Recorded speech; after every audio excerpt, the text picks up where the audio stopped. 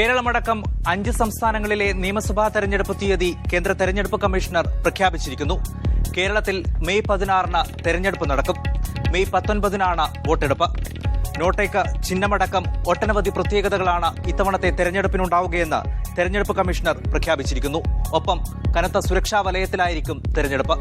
കൃത്യമായി പറഞ്ഞാൽ വെറും 73 ദിവസങ്ങൾ മാത്രമാണ് കേരളം പോളിംഗ് ബൂത്തിലേക്ക് എത്താൻ ഇനി ബാക്കിയുള്ളത്. കേരളം പൂർണ്ണമായും തെരഞ്ഞെടുപ്പ് ആരവത്തിലേക്കും ആവേശത്തിലേക്കും മാറിയിരിക്കുന്നു. ഇന്നത്തെ കേരള ബാലറ്റ് തുടങ്ങുന്നു.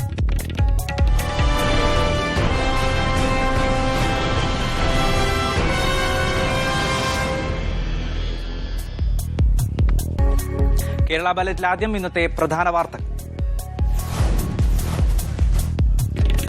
കേരളത്തിൽ നിയമസഭാ തെരഞ്ഞെടുപ്പ് മെയ് 16-ന്, വോട്ടെണ്ണൽ 19-ന്, വിജ്ഞാപനം ഏപ്രിൽ 22-ന്.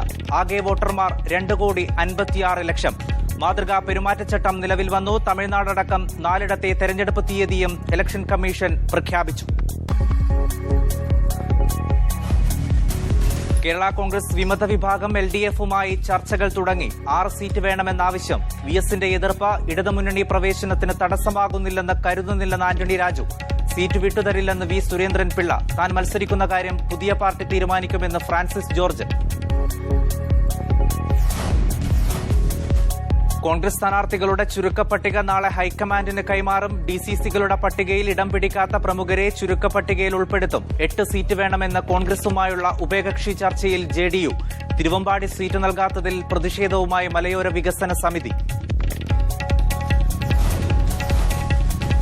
അന്തിമ സ്ഥാനാർത്ഥി പട്ടികയ്ക്ക് BJP നാളെ രൂപം നൽകും. മത്സരിക്കാനില്ലെന്ന് സുരേഷ് ഗോപി. മഞ്ചേശ്വരത്ത് നിന്ന് മാറ്റാനുള്ള നീക്കത്തിൽ K. സുരേന്ദ്രൻ എതിർപ്പ്. ഉമ്മനം രാജശേഖരൻ വട്ടിയൂർക്കാവിൽ മത്സരിച്ചേക്കും.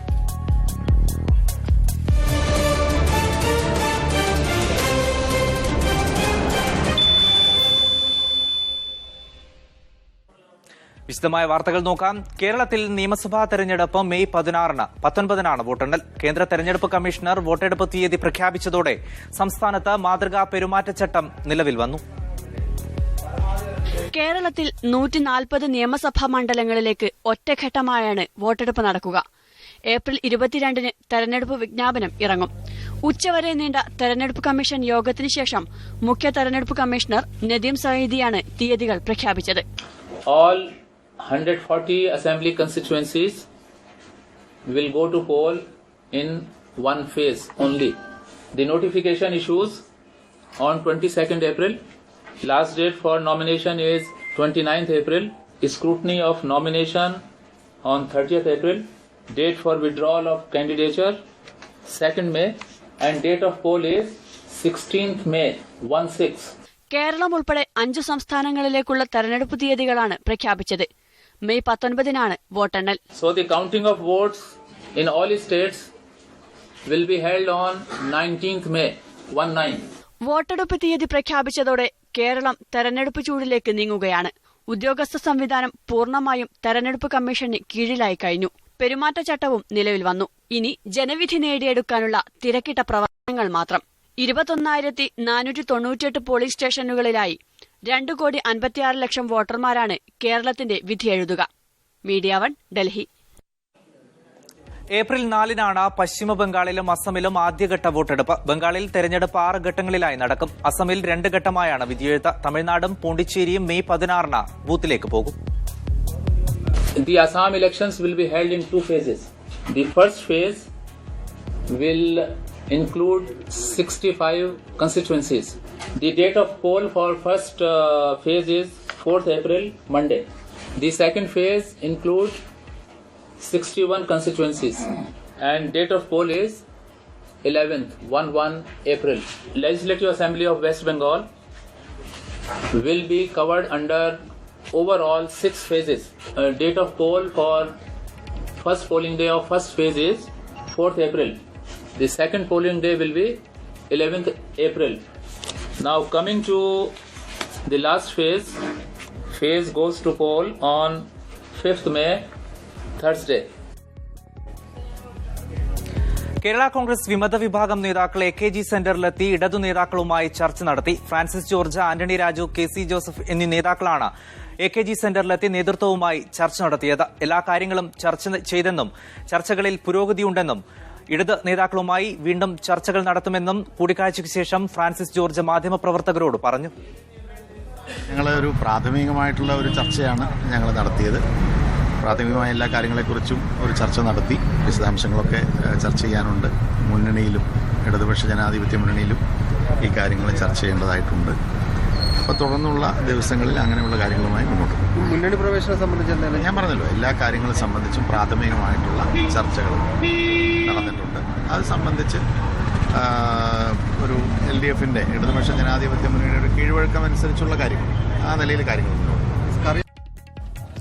VS അച്യുതാനന്ദന്റെ എതിർപ്പ് LDF പ്രവേശനത്തിന് തടസ്സമാകുമെന്ന് കരുതുന്നില്ലെന്ന് ആന്റണി രാജു. അനൌപചാരിക ചർച്ചകൾ LDFുമായി നടത്തിക്കഴിഞ്ഞു. ഒരു തവണ പോലും പാർട്ടി വിടരുതെന്ന് PJ ജോസഫ് ആവശ്യപ്പെട്ടിരുന്നില്ലെന്നും ആന്റണി രാജു തുറന്നു പറഞ്ഞു. Video exclusive. കേരള കോൺഗ്രസ് മാണിയിൽ നിന്ന് പുറത്തു വന്നതിനു ശേഷം ഫ്രാൻസിസ് ജോർജിനൊപ്പം നിൽക്കുന്നവരുടെ നിലപാട് വ്യക്തമാക്കിയാണ് ആന്റണി രാജു മീഡിയ വണ്ണോട് സംസാരിച്ചത്. LDFിനൊപ്പം നിൽക്കാനാണ് ആഗ്രഹമെന്ന് പറഞ്ഞ ആന്റണി രാജു ചർച്ചകൾ നടത്തിയ കാര്യവും സമ്മതിച്ചു. സ്വാഭാവികമല്ലേ, കാരണം ഞങ്ങളെല്ലാം നേരത്തെ LDFിൽ ഉണ്ടായിരുന്നവരാണ്. അവരുമായിട്ടുള്ള നല്ല ബന്ധങ്ങളുണ്ട്, വ്യക്തിപരമായ അടുപ്പങ്ങളുണ്ട്, വ്യക്തിപരമായി ഞങ്ങൾ ആശയങ്ങൾ കൈമാറാറുണ്ട്.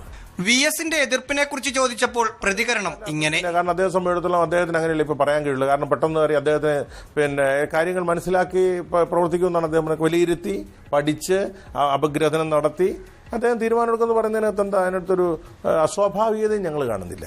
സ്കറിയ തോമസിന്റെ കേരള കോൺഗ്രസുമായി യോജിച്ച് ഒരു പാർട്ടിയായി LDFിൽ നിൽക്കില്ലെന്ന് പറഞ്ഞ ആന്റണി രാജു മൂവാറ്റുപുഴ, ഇടുക്കി, ചങ്ങനാശ്ശേരി, തിരുവനന്തപുരം സീറ്റുകൾ ലഭിച്ചാൽ വിജയിക്കുമെന്നും ആത്മവിശ്വാസം പ്രകടിപ്പിച്ചു. പാർട്ടി വിടുന്നത് PJ ജോസഫിനെ അറിയിച്ചപ്പോൾ എന്താണ് പറഞ്ഞതെന്ന ചോദ്യത്തിന് നൽകിയ ഉത്തരം ഇതായിരുന്നു: ഞങ്ങളോട് മാണി വിഭാഗം വിട്ടു പോകണ്ടെന്ന് അദ്ദേഹം പറഞ്ഞില്ല. ഒരു തവണ പോലും ഞങ്ങൾ വിട്ടുപോരുമെന്ന് അദ്ദേഹം പറഞ്ഞില്ല. കാരണം അദ്ദേഹത്തിന്റെ മനസാക്ഷി അതിനനുവദിക്കില്ല. മനോജ് PLനും സജാദിനുമൊപ്പം റാഹീസ് റഷീദ്, മീഡിയ വൺ, തിരുവനന്തപുരം. വരുന്ന നിയമസഭാ തെരഞ്ഞെടുപ്പിൽ മത്സരിക്കുന്ന കാര്യം പുതിയ പാർട്ടി തീരുമാനിക്കുമെന്ന് കേരള കോൺഗ്രസ് എം വിട്ട ഫ്രാൻസിസ് ജോർജ് മീഡിയ വണ്ണിനോട് പറഞ്ഞു. അടുത്ത ബുധനാഴ്ചയാണ് പുതിയ പാർട്ടിയുടെ സംസ്ഥാന സമിതി നടക്കുന്നത്. കേരള കോൺഗ്രസ് എമ്മിലെ എല്ലാ സംസ്ഥാന സമിതി അംഗങ്ങളെയും ഈ യോഗത്തിലേക്ക് ക്ഷണിക്കുമെന്നും അദ്ദേഹം മീഡിയ വണ്ണിനോട് പറഞ്ഞു. 6 വർഷം മുമ്പ് മാണി വിഭാഗവുമായി ലയിക്കുമ്പോഴുണ്ടാക്കിയ കരാറിലെ വ്യവസ്ഥകളൊന്നും പാലിക്കപ്പെട്ടില്ലെന്ന് ഫ്രാൻസിസ് ജോർജ് പറഞ്ഞു. പാർട്ടി വിട്ട തങ്ങൾ സ്വതന്ത്ര സംഘടനയായി തൽക്കാലം തുടരും. തിരഞ്ഞെടുപ്പിൽ മത്സരിക്കണോ എന്ന കാര്യം പാർട്ടി കമ്മിറ്റി യോഗം തീരുമാനിക്കുമെന്നും അദ്ദേഹം വ്യക്തമാക്കി. മത്സരിക്കണോ വേണ്ടയോ, എവിടെ മത്സരിക്കണം, അത് സ്വതന്ത്രമായിട്ടായിരിക്കണം, ഏതെങ്കിലും മുന്നണിയുടെ ഭാഗമായിട്ടായിരിക്കണം, ഈ കാര്യങ്ങളൊക്കെ തീരുമാനിക്കേണ്ടത് ഒരു പാർട്ടിയാണ്, പാർട്ടി കമ്മിറ്റിയാണ്. ബുധനാഴ്ച തിരുവനന്തപുരത്താണ് പാർട്ടിയുടെ ആദ്യ കമ്മിറ്റി യോഗം ചേരുക. മിക്കവാറും ഞങ്ങൾ 9-ാം തീയതി പാർട്ടിയുടെ ഒരു സ്റ്റേറ്റ് കമ്മിറ്റി യോഗം. നിലവിലുള്ള സ്റ്റേറ്റ് കമ്മിറ്റി അംഗങ്ങളിൽ ഞങ്ങളുടെ ഈ നിലപാടിനോട് യോജിക്കാൻ താല്പര്യമുള്ള എല്ലാവർക്കും അതിൽ പങ്കെടുക്കാം. ആർക്കും വരാം. ഞങ്ങൾ ആരെയും ഇതിനകത്ത് ഗ്രൂപ്പ് അടിസ്ഥാനത്തിലൊന്നും ആരെയും മാറ്റി നിർത്തുന്നില്ല. ഇടതുമുന്നണിയിലേക്കാണോ ഇനിയെന്ന ചോദ്യത്തിനുള്ള മറുപടി ഇങ്ങനെ: ഞാൻ 6 തെരഞ്ഞെടുപ്പുകളിൽ മത്സരിച്ചു. 6ലും ഞാൻ ഇടതുപക്ഷ ജനാധിപത്യ മുന്നണി സ്ഥാനാർത്ഥിയായിട്ടാണ് മത്സരിച്ചത്. 5 പാർലമെന്റ് തെരഞ്ഞെടുപ്പും 1 ജില്ലാ കൌൺസിൽ തെരഞ്ഞെടുപ്പും. അപ്പോൾ സ്വാഭാവികമായും ഞങ്ങൾക്ക് കൂടുതൽ ബന്ധങ്ങളും അടുപ്പമൊക്കെ ഉണ്ട്. PJ ജോസഫ് അടക്കമുള്ളവർക്ക് എപ്പോൾ വേണമെങ്കിലും തങ്ങൾക്കൊപ്പം ചേരാമെന്നും ഫ്രാൻസിസ് ജോർജ് പറഞ്ഞു. Sanoop Sasidharan, media one, Kochi. Kerala Congress M വിട്ടുവരുന്ന ആന്റണി രാജുവിന് തന്റെ സീറ്റ് നൽകില്ലെന്ന് V സുരേന്ദ്രൻപിള്ള. വിമതർക്ക് സീറ്റ് നൽകേണ്ടതില്ല എന്ന് തന്നെയാണ് സ്കറിയ വിഭാഗത്തിന്റെയും നിലപാട്. UDF സർക്കാരിനെ ഇതുവരെ തള്ളിപ്പറയാത്ത വിമതരുടെ നിലപാട് അവസരവാദപരമാണെന്നും അദ്ദേഹം പറഞ്ഞു.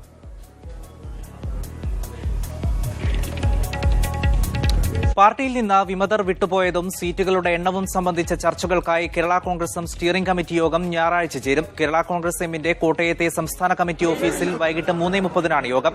അതേസമയം ഇടതുമുന്നണിയുമായി ചർച്ച നടത്തിയ ശേഷമാണ് ഫ്രാൻസിസ് ജോർജും കൂട്ടരും കേരള കോൺഗ്രസ് എം വിട്ടതെന്ന് K മാണി പറഞ്ഞു. ഇന്നലെ PJ ജോസഫും വർക്കിംഗ് ചെയർമാൻ PJ ജോസഫും party general secretary Joy Ibrahim ഇത് സംബന്ധിച്ച് പ്രസ്താവന നൽകിയിട്ടുണ്ട്. അത് പാർട്ടിയുടെ അഭിപ്രായമാണ്. അതിൽ കൂടുതൽ എനിക്കൊന്നും പറയുവാനില്ല. ഇല്ല, ഒന്നും പറയാനില്ല. അവർ കുറെ നാളുകളായി ഇടതുപക്ഷവുമായി ആലോചനയിലായിരുന്നു.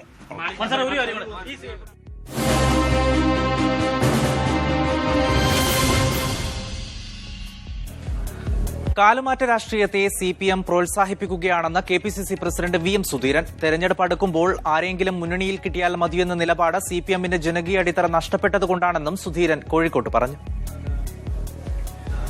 UDFിൽ നിന്നും കക്ഷികളെ അടർത്തി മാറ്റാൻ ഏറെക്കാലമായി ശ്രമിച്ച് പരാജയപ്പെട്ടവർ ഇപ്പോൾ ആരെങ്കിലും കിട്ടിയാൽ മതി എന്ന മട്ടിൽ മുന്നോട്ട് പോകുന്നത് അവരുടെ ദൗർബല്യം തന്നെയാണ് വ്യക്തമാക്കുന്നത്, ആശയപരമായ പാപ്പരത്വമാണ് വ്യക്തമാക്കുന്നത് എന്ന കാര്യത്തിൽ യാതൊരു സംശയമില്ല.